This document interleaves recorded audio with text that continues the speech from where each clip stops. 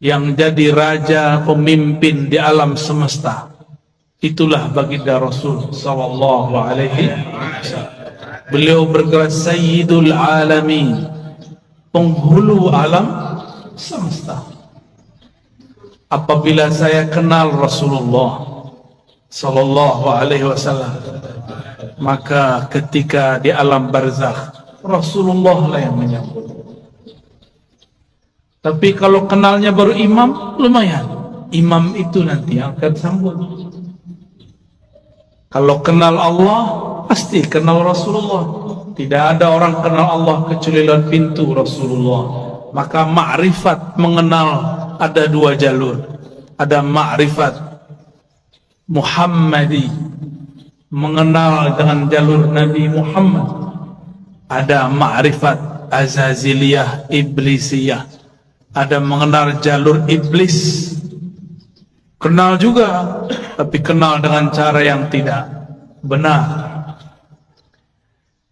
Allah Subhanahu wa ta'ala mengatakan, "Qul in kuntum tuhibbunallah fattabi'uni." Katakanlah, jika engkau betul cinta kepada Allah, maka ikutilah jalanku, ikutilah aku, ikuti Rasulullah SAW. Maka banyaklah kelompok yang mengaku dialah yang paling ikut Rasulullah SAW. Yang diikut bukan model baju, yang diikut akhlak yang punya baju. Kalau model baju berubah-ubah berzaman, ini bajunya kurang sunnah nih sebagiannya. Rasulullah itu suka pakai baju impor. Percaya tak? Baca Sahih Bukhari. Rasulullah selalu pakai baju dari luar negeri, dari Bahrain. Beliau tinggal di Madinah. Dari Persia, dari Romawi, dari Yaman, dari Mesir, dari Syam. Selalu memakai pakaian dari luar. Ada yang beliau beli, ada yang dibelikan. Tapi lebih banyak dibelikan orang, ya. Karena setiap kali ada orang datang, kasih beliau sallallahu alaihi wasallam hadiah. Bahkan dalam hadis yang sangat masyhur, ada seseorang memberi hadiah kepada Nabi sallallahu alaihi wasallam. Baru saja dipakai, tiba-tiba ada yang angkat tangan, "Wahai Rasulullah, demi Allah, berilah aku jubah yang kau pakai." Hadis riwayat Imam Muslim. Rasulullah tolak. Rasulullah itu Abul Arwah, Abul Alamin, bapaknya alam semesta. Karena beliaulah alam ini Allah cipta. Maka jika ada anak-anaknya minta, tidak mungkin beliau tolak. Bukan saja manusia, semua yang di alam ini meminta, pasti beliau terima. Maka beliau mengatakan, "Baik, diamlah sebentar, biar aku pakai dulu, biar senang dulu yang memberi." Kira-kira begitu kalau dia maknai. Nabi mengatakan, "Diam sejenak, aku pakai." Dipakai sebentar, berpindahlah keharuman beliau sebagian kepada jubah itu. Baru beliau memberikan kepada orang itu. Tapi setelah itu ribut. Sahabat-sahabat marah kepada yang meminta. Tapi apa kata yang meminta? "Tahukah kalian untuk apa aku meminta ini? Aku meminta jubah Rasulullah untuk menjadi kain kafanku jika aku masuk kubur." Jadi beliau ingin dapat bau Rasulullah sallallahu alaihi wasallam. Keharuman Nabi tercium sampai ke langit. Beliau baru lahir, disambut oleh semua malaikat. Beliau bagi main-main, diinteli, disorot oleh malaikat-malaikat. Mereka ingin pastikan, inikah orang yang harum itu? Begitulah kata Jabir ibn Samurah, Anas bin Malik, dan sahabat-sahabat yang lain. Tidaklah Nabi melewati satu tempat, melainkan tempat itu ada harum Rasulullah di sana, Ketika Nabi pergi, harumnya masih tersisa. Sallallahu alaihi wasallam. Itulah sebabnya Imam Malik, guru dari imam kita Muhammad bin Idris Asy-Syafi'i, jika beliau masuk kota Madinah, beliau langsung melepaskan sandalnya dan berjalan di bawah, tidak menggunakan kendaraan apapun. Lalu orang-orang bertanya, itu raja-raja masih naik kendaraan, kenapa engkau nyeker jalan kaki? Apa jawaban Imam Malik yang wafat 179 Hijriah? Sudah jauh setelah Rasulullah, tidak bertemu fisik Rasulullah sallallahu alaihi wasallam. Apa kata beliau? Aku malu di mana ditaruh wajah Malik. Dia berjalan dengan kakinya yang gagah di atas kendaraannya yang megah, tapi di bawah tanah ada jasad Rasulullah sallallahu alaihi wasallam. Oleh karena itu, Allah muliakan Imam Malik bin Anas dengan memandang Rasulullah setiap kali dia tidur. Ma bittu lailan illa wa ra'aitu an-nabiyya sallallahu alaihi wasallam. Tidaklah aku tidur melainkan aku bermimpi memandang Rasul sallallahu alaihi wasallam. Berdasarkan hadis ini, riwayat-riwayat ini dan kisah Imam Malik, orang-orang semuanya beradab kepada Rasulullah. Satu kali Rasulullah SAW berganti mimbar. Tadinya bersandar di pohon pelepah atau belahan-belahan pohon kurma. Tiba-tiba ada orang Rum, orang Syam. Mereka baru datang ke Madinah, tapi langsung masuk Islam. Ahli mebel, tahu mebel ya? Dia bisa buat mimbar Rasulullah. Ini termasuk mimbar, ini mimbar namanya. Ini bukan panggung, tapi mimbar cuma kegedean. Lalu Nabi naiklah ke atas mimbar. Ketika Nabi memulai mau mengajar di atas mimbar, tiba-tiba beliau dan para sahabat mendengarkan suara seperti orang merindu, seperti pengantar dari pembawa acara kita yang sangat merindukan Rasul sallallahu alaihi wasallam. Ternyata suara dilihat tidak ada anak-anak, tidak ada orang-orang, tidak ada siapapun yang menangis. Rasulullah mengerti, maka beliau mengatakan, yang menangis itu pohon kayu yang aku jadikan sandaran. Sekarang aku tinggal karena ada mimbar yang baru. Maka beliau turun sejenak. Itu tiang pohon dielus-elus. Hanna hanina. Dia sedang merindu kepada Rasulullah. Ditinggal oleh Rasulullah. Maka Nabi ajak dia ngobrol. Kamu pilih bersamaku atau masuk surga? Kalau kita ditanya begitu, maunya apa?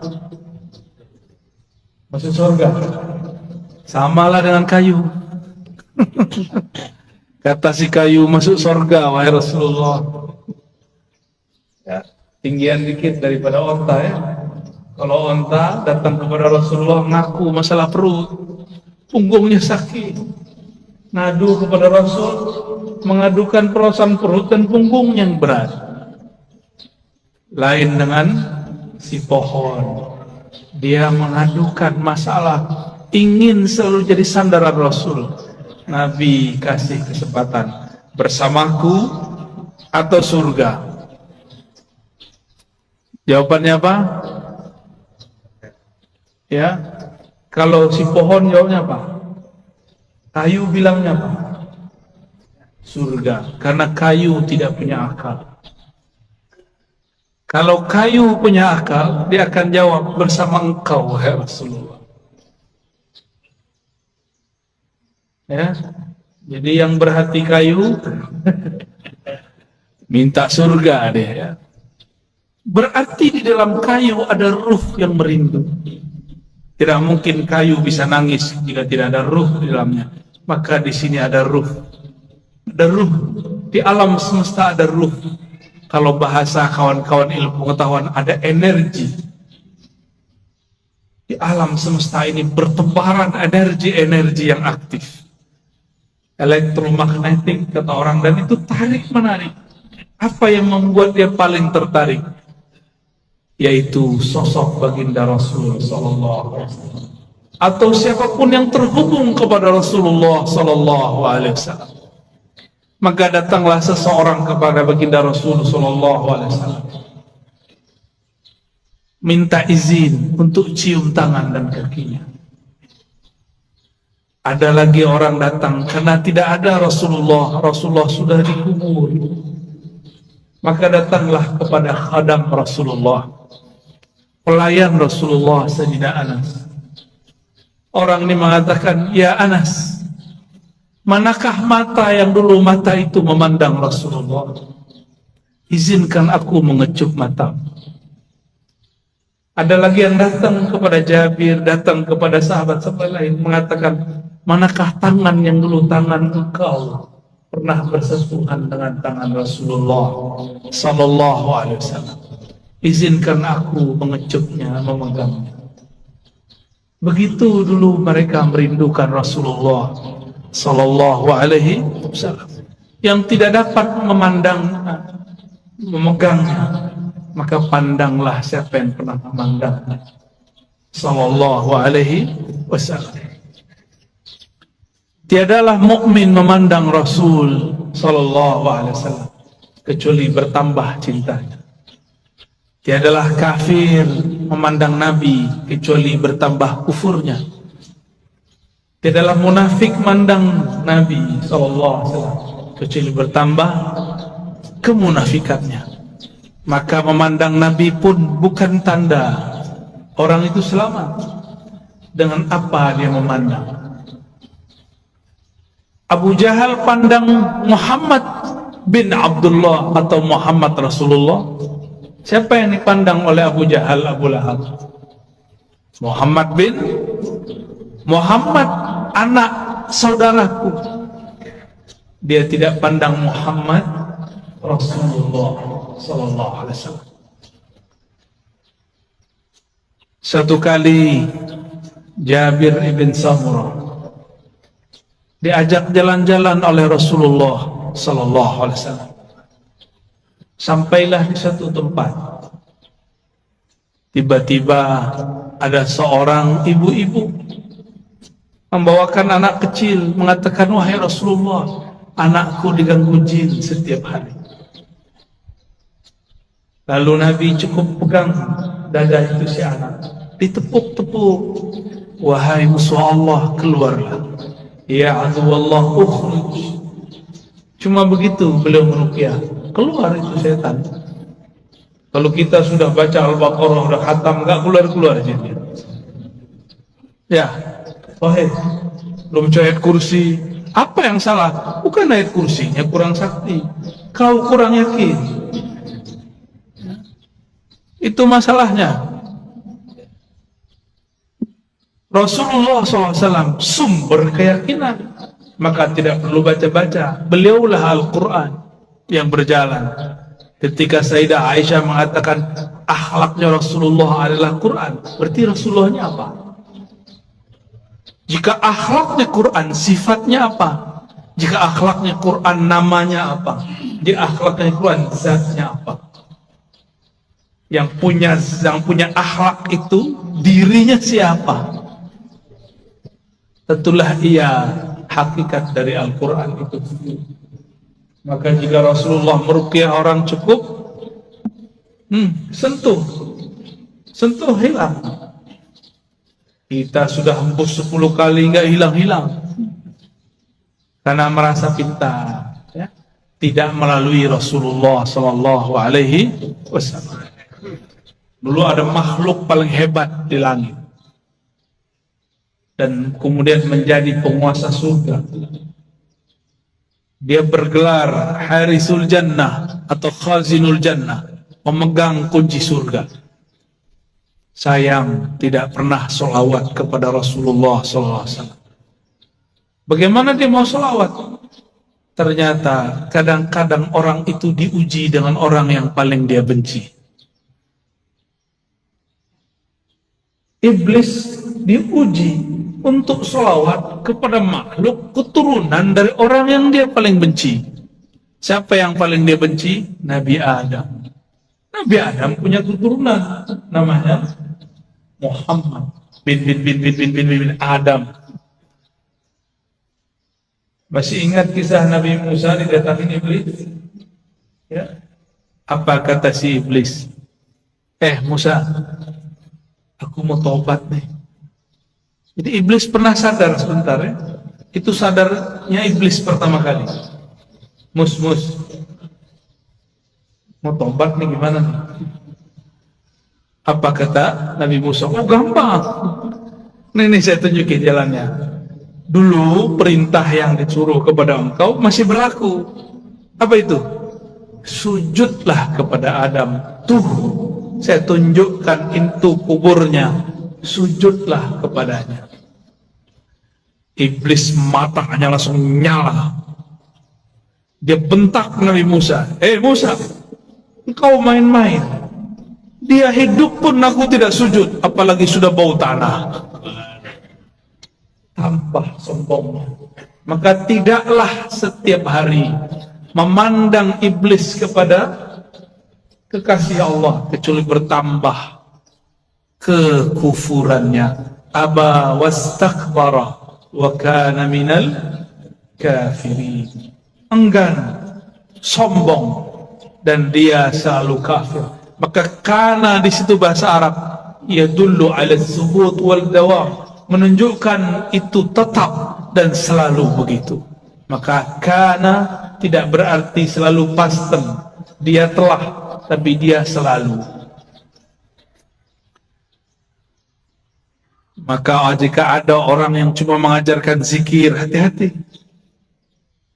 Pasti sesat. Pasti sesat. Zikir itu panas.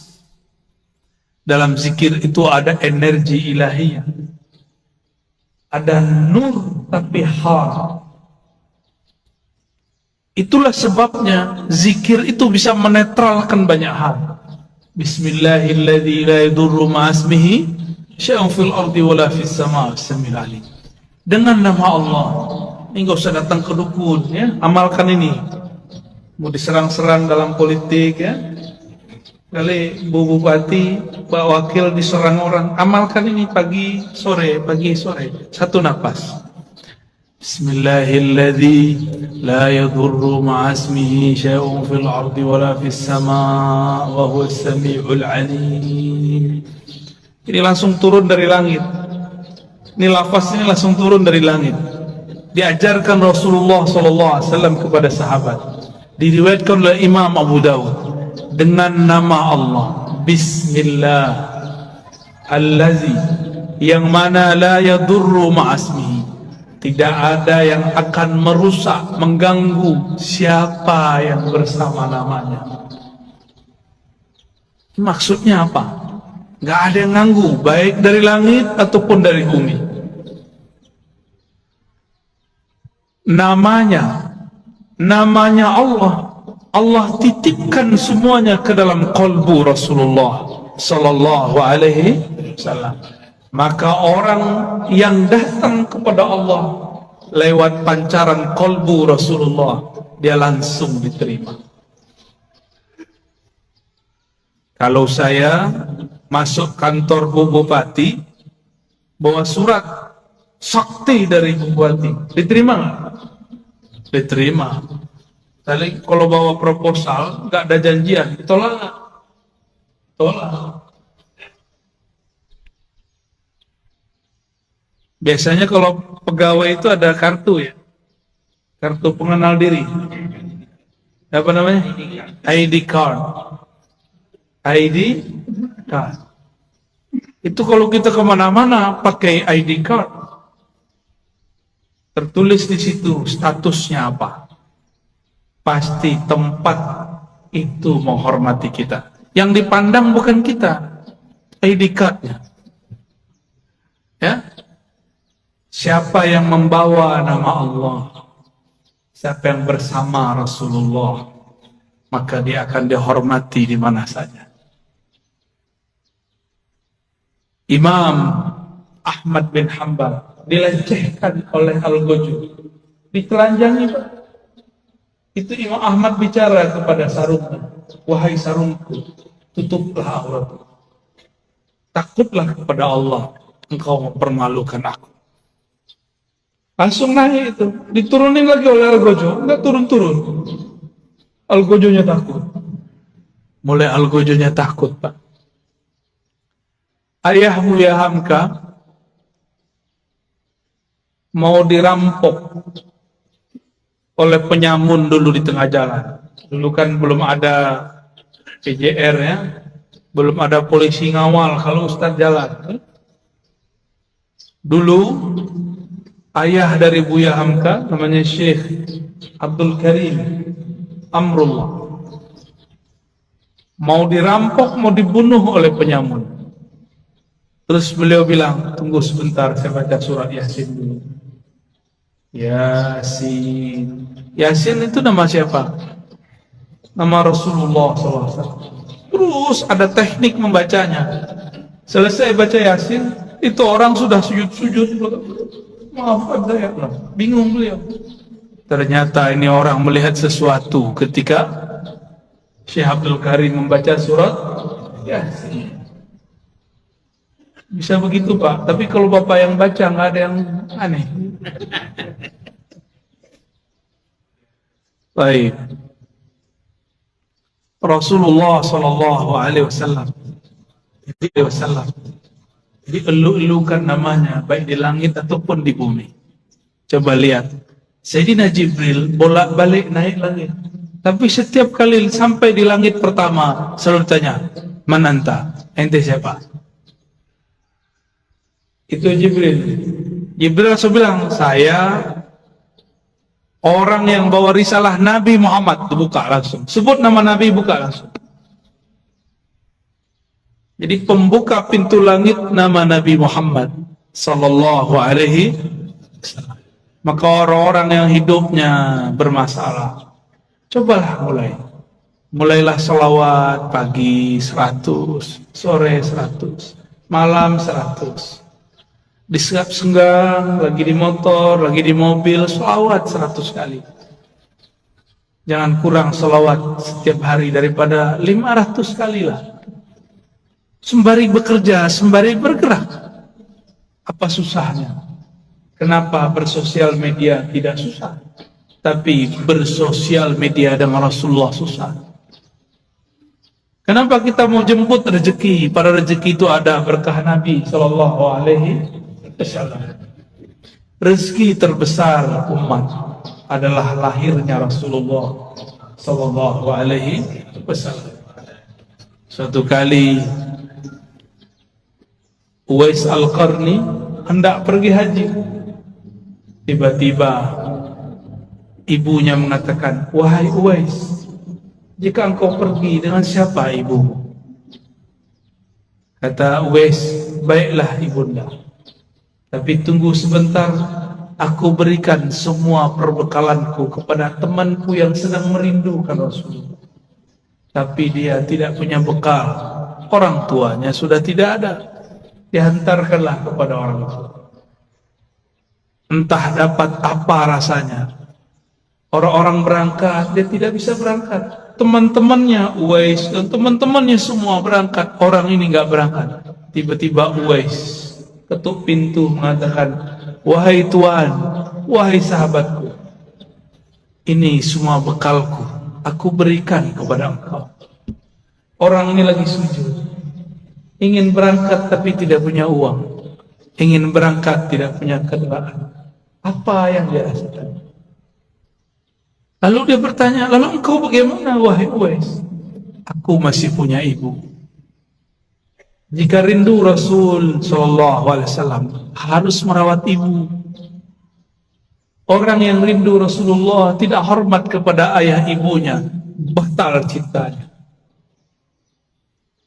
Orang cium tangan guru tapi tidak cium tangan ayah ibunya, batal cium tangannya. Orang yang ziarah ke ulama tapi tidak ziarah ke ayah ibunya, batal cintanya kepada ulama. Betapa aneh sekarang, banyak orang baik ke gurunya tapi membentak ayah ibunya. Aneh. Masih punya ibu sebagian besar, ayah nanti pulang cium tangannya, ya. Baca sholawat ketika mencium tangannya.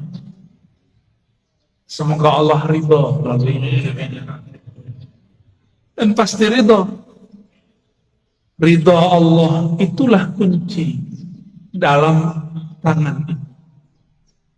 Kenapa disebut ibu dan ayah itu kunci ridha Allah? Ridha Allah fi ridhal walidain.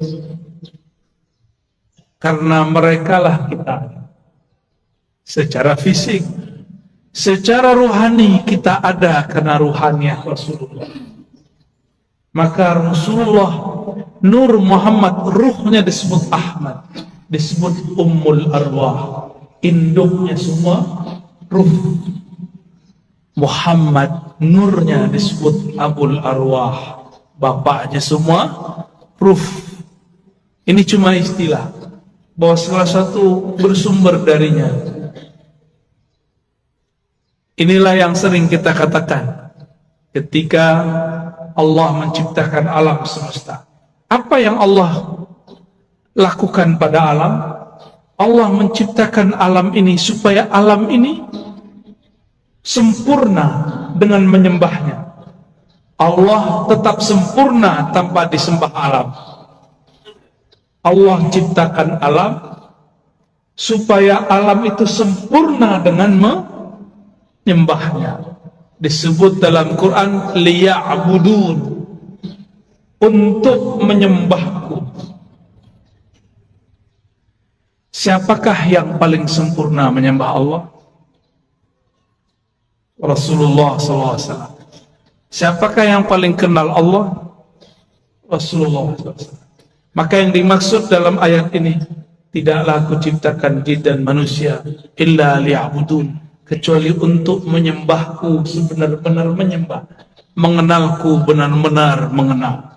Itulah sosok Rasulullah Sallallahu Alaihi Wasallam. Jadi ayat ini berbicara tentang Rasulullah Sallallahu Alaihi Wasallam. Jadi jika ada orang mengatakan tidak usah buat maulid, tidak usah buat zikir-zikir, gak usah buat zikir jamaah, gak usah buat manaqib, tugas kita ibadah, ya itu ibadah. Dan ibadah yang paling tinggi adalah as-salawat ala nabi sallallahu alaihi wasallam. Ini saya ulang-ulang ya, supaya masuk ke alam sadar kita dan alam bawah sadar kita. Allah sholat nggak? Allah sholat nggak? Allah sholat subuh nggak? Nah, saya ulang yang kenceng dong. Allah sholat nggak? Allah haji nggak? Allah puasa nggak? Allah sedekah nggak? Tapi Allah bersalat. Innallaha malaikatahu yusholluna 'alan nabi. Jadi sebelum ada salatnya kita, Allah sudah sholawat kepada Nabi. Sebelum ada zikir, baca Quran, ngaji kita, belum ada thariqat kita, belum ada mazhab kita, belum ada manhaj kita, belum ada. Allah sudah bersalawat. Maka ciri-ciri musuh Allah, dia benci orang salawat. Meskipun sorbannya 7 kali lilit, meskipun jenggotnya sepanjang tali apa? Tali rapia. Bapak kayaknya kesal banget orang itu ya. Korban sepertinya ini ya. Nggak ngaruh ya. Tidak ngaruh, tidak berpengaruh. Bapak Ibu yang melakukan Allah, karena sholawat itu adalah fiilnya Allah. Sholawat itu apa? Apa arti fiil? Kerjanya Allah. Dengan sholawat itulah Allah menciptakan Allah. Sholawat itu artinya cinta dan kasih sayang. Maka kalau kita sholawat, Allahumma sholli ala Sayyidina Muhammad, apa artinya? Ya Allah, sampaikan cinta, salam, kasih sayang kepada baginda Nabi Muhammad. Jadi sholawat itu jangan pakai terjemahan biasa. Ya Allah beri sholawat ke Nabi Muhammad. Itu bukan memaknai. Itu namanya translate. Menterjemah. Bersolawatlah dengan rasa. Bersolawat dengan rasa. Kita mengatakan, Ya Allah, baligh salami wa salati ala Sayyidina Rasulullah. Sampaikan salamku, rinduku, cintaku kepada Rasulullah sallallahu alaihi wasallam. Kalau sudah cinta, apapun yang disuruh, yang dimintanya, mau nggak? Dulu kita belum kenal orang, ngasih 500 aja susah. Sekarang sudah jadi pasangan, mau dia minta 5M, kalau ada kita kasih, kalau nggak ada, sholawat.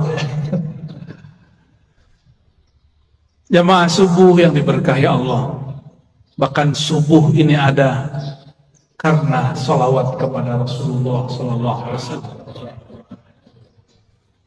Was-subhi idza tanaffas. Begitu ayatnya. Demi waktu subuh yang berhembus, yang bernafas. Jika Allah tidak bernafas dengan salawatnya, maka bunyi nafasnya Allah salawat kepada Rasulullah sallallahu alaihi wasallam. Maka niatkan hidup ini untuk bersalawat kepada Rasulullah.